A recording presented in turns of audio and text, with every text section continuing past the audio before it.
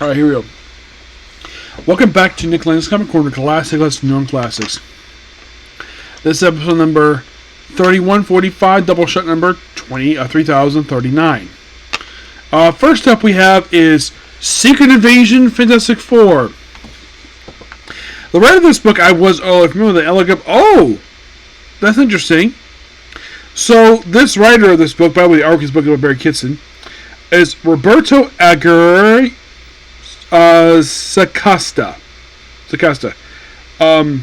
That's pretty much does the writing here. Cover art by Alan Davis, Mark Farmer, and Paul Mounts. Now, I did look up and see if there's any book this guy worked on, because I wasn't familiar with him. I found out, this guy was the writer of Marvel Knights 4. Interesting. And he wrote some adaptations of The Stand from Marvel Comics.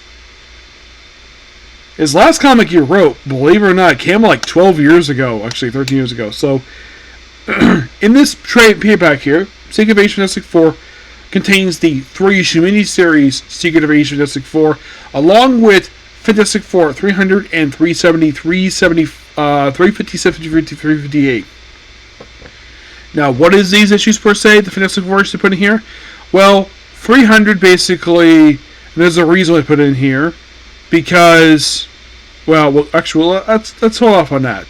So, basically, it's certain Secret Invasion. I should point out, though, Reed Richards is actually not in this miniseries, which is weird because it's called Fantastic Four. You think they have the former Fantastic Four plus their children, plus the two members' children. So, we open the first issue where Susan Richards is accepting some award at some place in Canada, and then it goes to see her. Like, oh look, here's her husband, Reed Richards. You're like, oh yeah, who are you with your husband? And well, a lot of the time, basically, it's joking. And it turns out, nope, this actually is a freaking Skrull who proceeds to knock out Susan Richards. Now, by the way, where the heck Reed Richards is, don't know. He's not in this miniseries, which is weird. Oh, and this Skrull, after this one scene, never seen again. Really died? No, he just disappears. So then we cut to the Baxter building, where, Sue storms me something at the Baxter building, who's, except it's not Sue, and then activates some device that transports part of Baxter building, which has the Fantastic headquarters, to the negative zone. Yes, the negative zone. Where people here are just Ben, Valerie, Franklin, and Johnny. And here is the top expo inside of the negative zone. There's Sweet Aunt Petunia, which shows up in the current run. Yeah. And of course, this big ball here.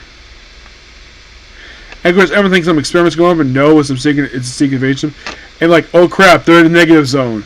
And there's bugs there, we're trying to break into the glass. Then you have these two fight off, and then of course, and Johnny points out this actually is not Sue. And of course, points out the stuff with Secret Invasion. It's actually, I think it's a prelude miniseries because Pride Event Secret Invasion. So it's yeah, and it turns out this actually is not Sue, but Lyra, which of course that's why they include the Fantastic Four issues in here. Fantastic Four 200 was kind of the start of the retcon with her because she's a ton of character. Now, I wanted to say this for this point here because issue 300 was Johnny Storm's wedding because mentioned, these two used to marry. Well, that's what I include issue 300 here where she posed as Alicia Masters, and then it's revealed in 357, 358 that this Alicia Masters was in fact a Skrull all along, revealed to basically them by the Thing who was going on a rampage, and Franklin thinking he had a bad dream. They were kind of buying that, but nope, yeah. So then, of course, basically we have where it's all these various women Johnny Storm's been involved with over the years. Yeah, one is some random redhead, then stuff with and then Nova became Galactus. Meets up with Frankie Ray became Harold Galactus, and then Martia apparently couldn't actually work, and then it did work with Crystal, and then they broke up because she cheated on him with Quicksilver, and then cheated on Quicksilver with some insurance agent in the 90s. Yes, I'm why would it be with the one who cheats on their significant other? She's done it frickin' twice. And of course, mentioned, oh, he hasn't opened. And then, of course, it's like, yeah. Oh, at one point she got pregnant and it turned out to be some egg. It turned out to be a bomb. Yeah, that was in the page Fantastic Four and touching up to space for a while. Like, everything's so damaged. And then basically, Ben takes out all the bugs. And you have Johnny behind Lyra. Like, when I drew it, basically she's because she's a Skrull, she's immune to it. And then it admits, oh yeah, these two still have a thing for each other. Of course, they make out in the negative zone. Which, yes, they can breathe in the negative zone. There's like a sort of space. And they kind of work together to figure out. So, then of course, basically, it's like, oh yeah, it's Uncle Johnny. So, they figure a way to get back to the regular world. So, then of course, Frank becomes the most ingenious idea. Go to Prison 42! The prison that was designed by Reed Richards, the Skrull Hank Pym, and Tony Stark, the chat people from Civil War I. And free win the criminals. Who am I to ask? Well, we'll find out in issue 3. So there's some drawing, and then we have the fantastic bathtub. Yes, we have the bathtub. So basically, they fly to it with Lyra, of course. Actually, not with Lyra. Lyra's not cold. So they arrive at the prison. Of course, Lyra does arrive, and Lyra probably is like, yeah, she's not going to have these two kids get harmed because, well, the guy she likes, basically, this is his niece and nephew. So after a flashback with that, and then the whole thing with Laura passed, and then they arrive at the prison, manage to get inside. By the way, in case you're curious, though, the prison was abandoned for some reason. I'm not sure why. And then Blastar took over the prison and made it his palace. Yes. Yeah, this is revealed in the pages of Guardians of the Galaxy Volume 2. And by the way, Ben Grimm doesn't know anything about this at all. So, then of course they come across various people until they reach up with the terrible Tinkerer, a Spider-Man character who was only put in here.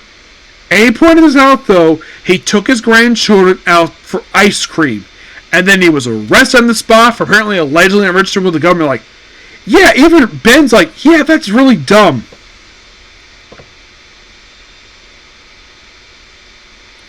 Oh, by the way, he was retired from the Tinkering game. So, if you're curious, how the heck get in the wheelchair? Simple. Punisher stabbed him through a car seat. Yep. So that was Punisher doing that. So, and thanks to working with Nico's own thing, and of course they get back with no problem. And as soon as they get back, the city's heavily damaged, takes evasion. And that's that. Really good miniseries. Thoroughly enjoyed it. Of course, the issues in here for Fantastic Four, the classic Fantastic Four issues, 300, 357, 358 are really good issues. I give this book a 10 out of 10. This book was really good. Yeah. And I did check out basically like how many trades have to go for Secret Invasion. Like, I've covered almost the entirety of it so far. And you're like, what's left?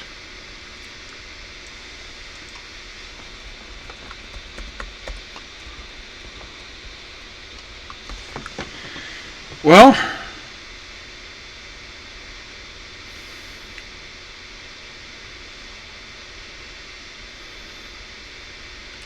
so for the trade paperback, here's what was left. Home Invasion. Who do you trust?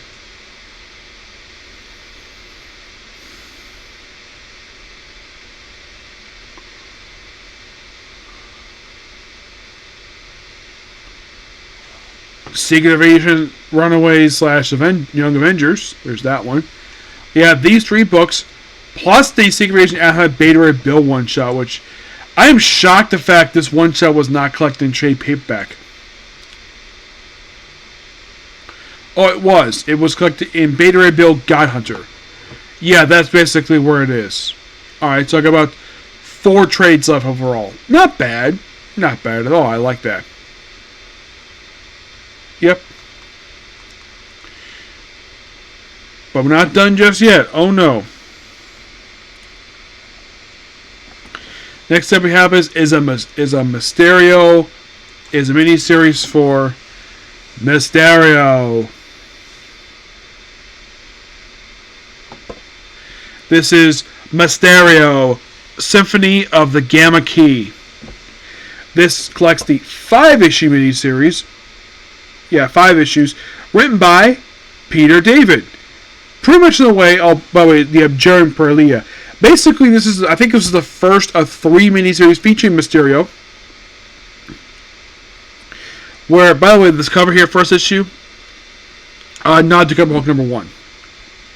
So, basically, in a way, this issue is basically the first of 3 miniseries that led into Incredible Hulk Incredible Hulk The End. Future Prep, excuse me. So, we have Hulk smashing Sentinels, and then of course here at the Avengers Mansion with Betty, and then stuff with Cap, and he goes to the basement, of course, with the Avengers, and then Thor attacks him tries to attack him for no reason. Yeah, and then they just randomly attack him, and of course, then he's knocked unconscious, and then he wakes up in the future, and he wonders what the heck is going on. He's like, Rick, that's my son. Like, how? Dr. Banner. Here, mommy, let me go. Your mommy, what?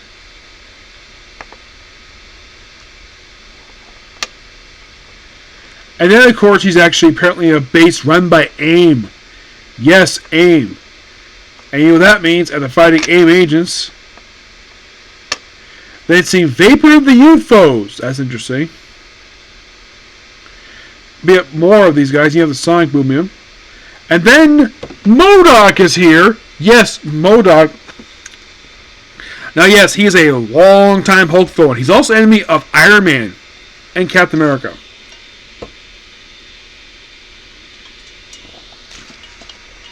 And of course, Hulk's like, how the heck are you even alive? Technology. And he begs to kill him, but nope, not really.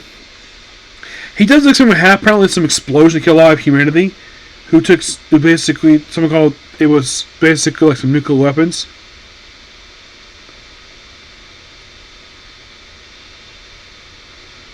Yeah, so it's like post-apocalyptic. So he goes outside, oh yeah, the place is basically in ruins. New York anyways. Actually, it's Hollywood. Yes, he's in LA, so. And then he proceeds to smash the Hollywood sign and make it into Hulk. Yep. That's his grand plan, and he of course sees that the Mount Rushmore has been destroyed, and we see various other places like flooded, like Hoover Dam, Las Vegas is gone. Yeah, and then he runs into Aaron Stack the Machine Man, which he did meet in his own solo title back in the 70s. Yep, great to see him here.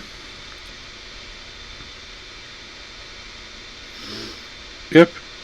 So he's working together with him, and of course fighting out bugs. Yep.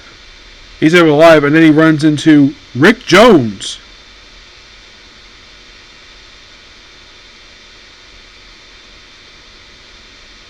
I apparently see look like his granddaughter Janice, like he's back, who's back? Like we used to love. Oscar the Grouch? No, big hulking guy wasn't Hulk? Yep.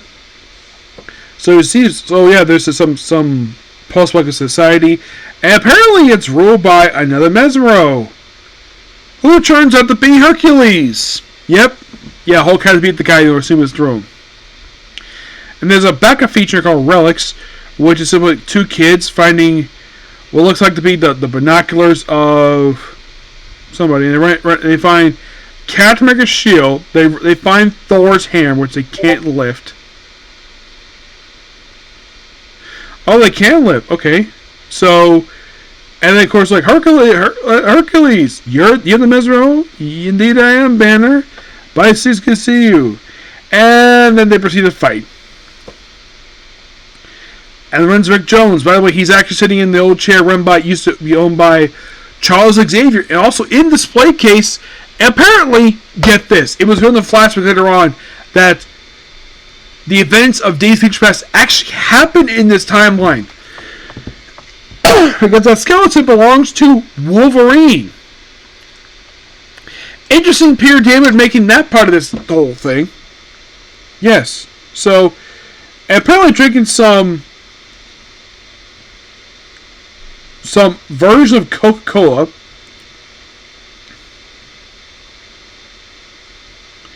Yeah, and then go to the laboratory, apparently making more clones. Yeah.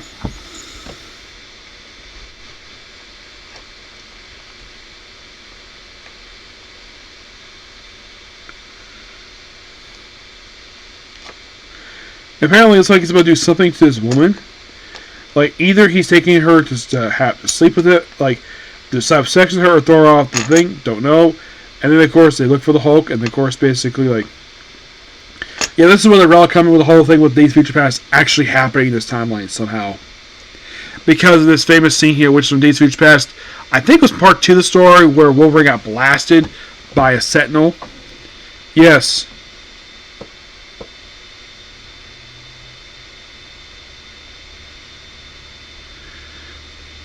And who's this Tommy guy? Don't know. Then we have the continuation of Hulk versus Hercules. And they fight. Of course, Hercules' beard is turning gray, so some time has passed by, and then of course you have Rick, and of course apparently like, oh, Hercules is gonna die at our company, so like this is Ann Darnell. There's something about you. Who are you acquainted with? Ooh, yes. Yeah, look over yourself. And then it becomes basically a Samson Delilah situation where it's like, oh, she's seducing him, and then of course and it turns out this woman is actually Viper, who proceeds to poison him. And then of course she gets frozen by the Hulk.